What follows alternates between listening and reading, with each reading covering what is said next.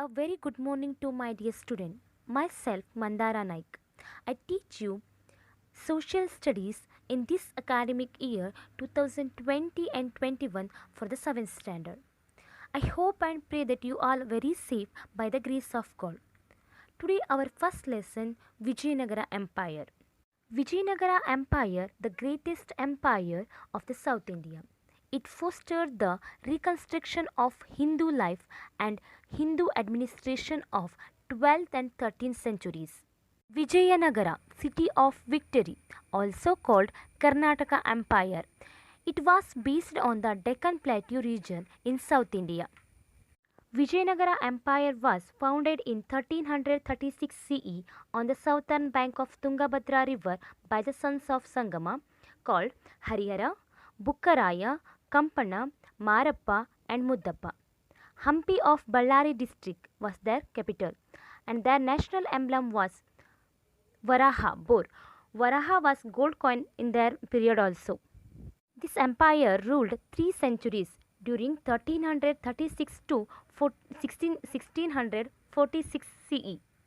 Why was they found Vijayanagara Empire? The expedition, which started during the 13th century by the Delhi Sultan Alauddin Khilji over the South India, continued in 14th century also. As a result, many South Indian kingdoms like Yadavas of Devagiri, Hoysalas of Dwarasamudra, Kakatiyas of Warangal, Pandyas of Madurai and others were defeated.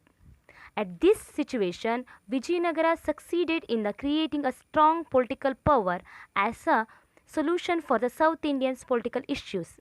It ruled 3 centuries continue. Vijayanagara Empire was ruled by the four dynasties. First one, Sangama dynasty 1336 to 1485 CE. Salva dynasty 1485 to 1505 CE. Tuluva dynasty 1505 to 1567 CE. Aravidu dynasty 1570 to 1646 CE. First one, Sangama dynasty. Harihara was the first king of this dynasty. He took control over the reaches of the Tungabhadra river. He extended his empire to Konkana coastal area of the west, Nelluru and Kadapa of east, to the Krishna river of the north and Kaveri river of the south. Bukkaraya, brother of Harihara, took over the power after his death because Harihara had no son.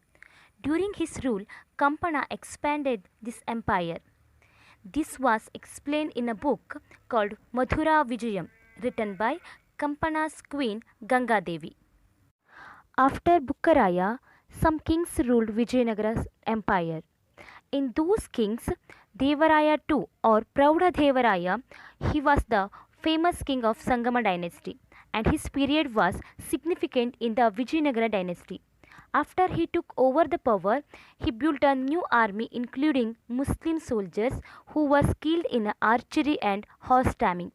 With the help of this army, he defeated Reddy leaders of Kondavidu region. He defended famous Mudugal fort, Raichuru and Bankapur by the fighting with the Ahmad Shah of the Bahmani Sultans. His brave commander called Lakkanna Dandesh defeated the kings of Kerala and Sri Lanka and collected the treasury and the tribute in cash from them. Praudha who had religious tolerance, built Jaina and Vaishnava temple in the capital and he permitted to build a mosques also. Telugu poet Srinatham, Sanskrit philosopher Dindima and Kannada poet and also his minister Lakkanna Dandesha were patronised in his kingdom. Veerashaivism got respected in his period. Persian ambassador Abul Razak visited Vijayanagara kingdom during Praudadevaraya's period and he said, I have seen such a rich kingdom like Vijayanagara kingdom for the first time. The capital has 7 forts and the Raja's army has lakhs of soldiers.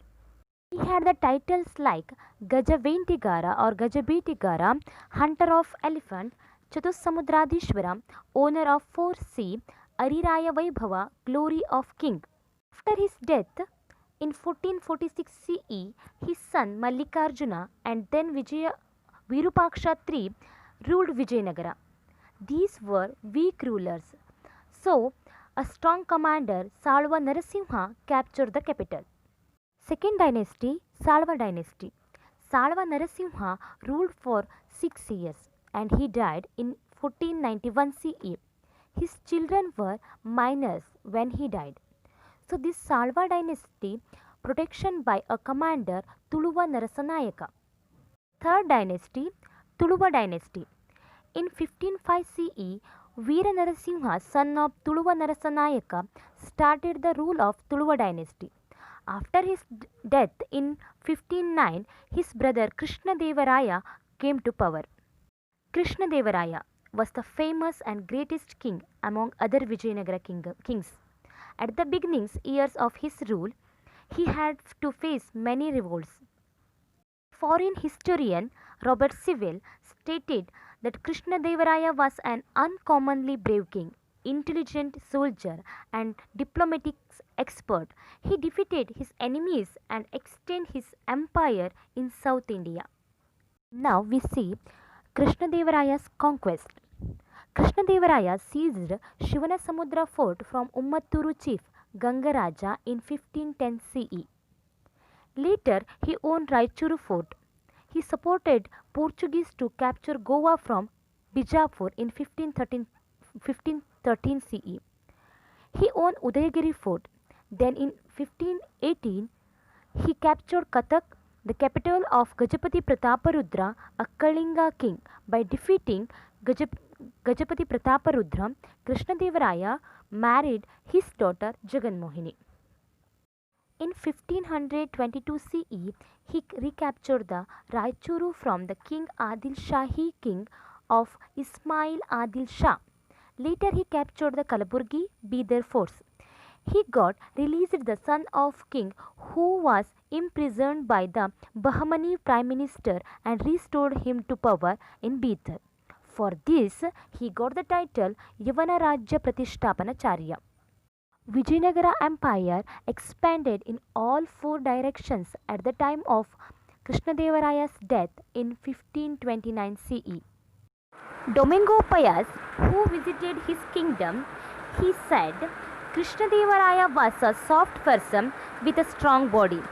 In Domingo Payas's book, Forgotten Kingdom. Fourth dynasty, Aravidu dynasty. Ramaraya, son-in-law of Krishnadevaraya, he took the whole responsibility of administration. His diplomacy expanded Vijayanagara kingdom and made it rich. The number of enemies also increased. Deccan Sultans were attacking Vijayanagara often to the avenge. Ramaraya captured Vijayanagara and Golconda and this caused the war. All sultans united themselves with jealousy and hatred on the growth and richness of Vijayanagara kingdom. They had political differences. In between them, defeated Vijayanagara. On 23rd January of 1565 CE, the Rakasatangadi War began between the united army of sultans and the army of Vijayanagara on the banks of Krishna river, and Ramaraya died in the war. Sultanas looted Vijayanagara. Tirumala and Venkatam, sons of Ramaraya who escaped from war, ran away to Penukonda. Later, Aravidu dynasty started their ruling from 1570 to 1646 CE by making Penukonda, Chandragiri and later Velluru as their capitals.